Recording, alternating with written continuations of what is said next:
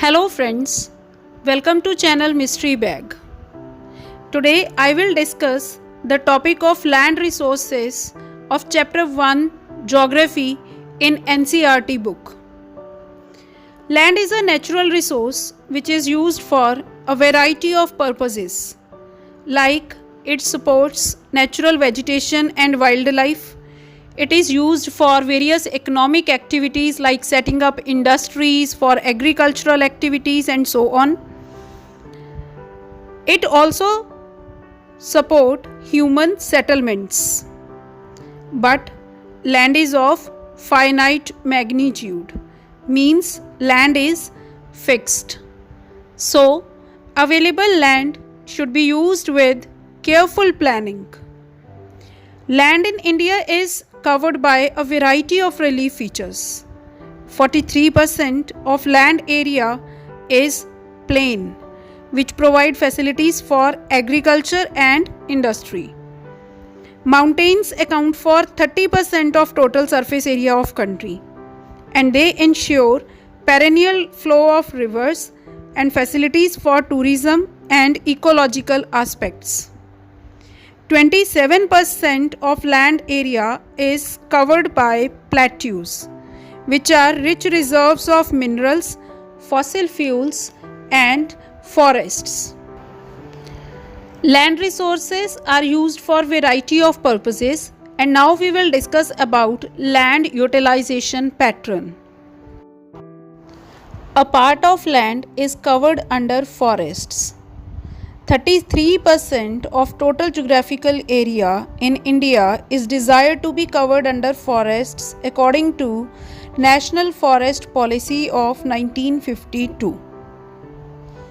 Apart from forest cover, a part of land is under agriculture, which is estimated as net sown area and gross cropped area.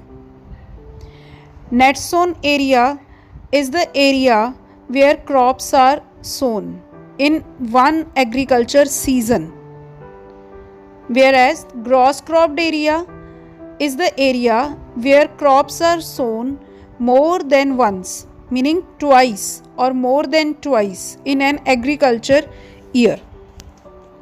The main difference between net sown area and gross cropped area is that in net sown area is counted only once while estimating the agricultural land, and in gross crop area the land is counted as many times the land is cultivated. If 2 crops are taken, then the land is counted 2 times. Apart from agricultural land and forest cover, there is land that is not available for cultivation. It is classified under different categories. First one is barren and waste land, which is totally infertile land and cultivation cannot be done there. Second, the land put to non-agricultural uses, meaning the land can be cultivated but it is used for non-agricultural purposes like construction of buildings, roads, factories, etc. Similarly, the other uncultivated land is covered by pastures, permanent grazing grounds for animals. Some part of land is under tree crops, like orchards are planted there. Another share of land is taken as cultivable wasteland. Cultivable wasteland is the land that is left uncultivated for more than 5 agricultural years. This land is basically used for dumping garbage and other such activities. Some agricultural land is left fallow so that it may regain its net fertility in the natural course. The land that is left without cultivation for one or less than one agriculture year, that is called current fallow, and similarly the land that is left uncultivated for the past 1 to 5 agricultural years, that is counted as other than current fallow land. Next we will discuss how is land used in India. What is the land use pattern followed in India? The land use pattern is determined by some physical factors as well as human factors.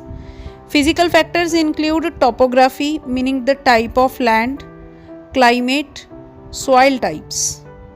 Whereas human factors include population density, technological capability of people, their culture and traditions.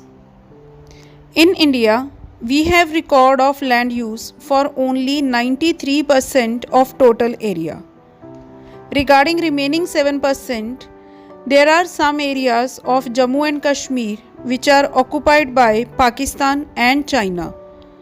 These areas have not been surveyed yet.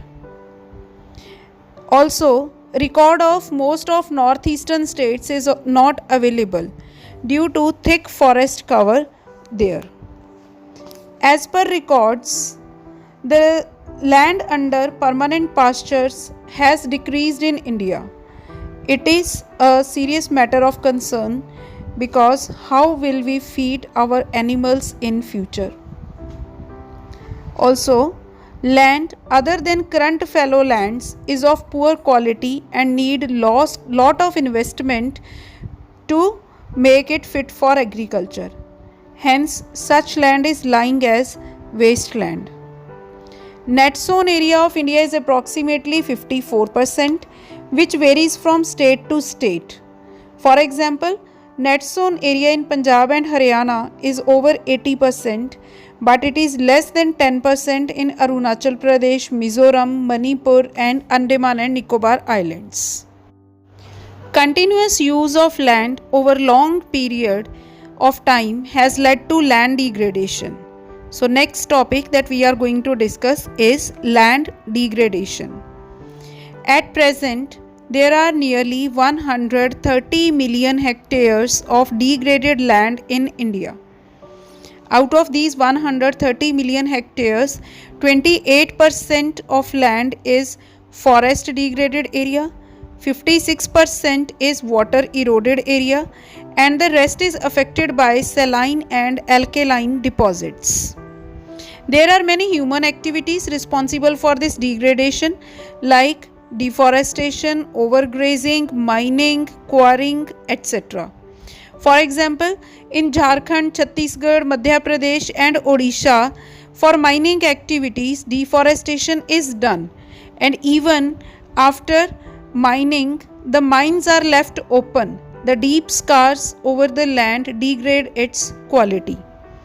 Similarly, in Gujarat, Rajasthan, Madhya Pradesh and Maharashtra, overgrazing is the main factor responsible for land degradation. In Punjab, Haryana and Uttar Pradesh, over-irrigation leads to waterlogging, which further increase in salinity and alkalinity of soil, thereby degrading the quality of soil. Mineral processing activities like grinding of limestone for cement industry and calcite and soapstone for ceramic industry produce huge quantity of dust, which retards infiltration of water into the soil when it settles down on land. As a result, the quality of land is degraded. Also, dumping of industrial waste over land also degrades it because this industrial waste contains many harmful chemicals also. Then how to solve the problems of land degradation? First of all, we should increase the plantation area, meaning we should do afforestation rather than deforestation. Second, there should be proper management of grazing grounds for animals. Third, shelter belts should be planted, meaning the trees should be planted in lines to create shelter for soil. It will avoid soil erosion. Similarly, in desert areas, the sand dunes can be stabilized by growing thorny bushes. There should be a control over mining activities. And finally, there should be proper disposal of industrial waste after treatment. These can avoid land degradation. This is the end of part 3 of this chapter. If you like this video, please share it with your friends and subscribe my channel. Thank you.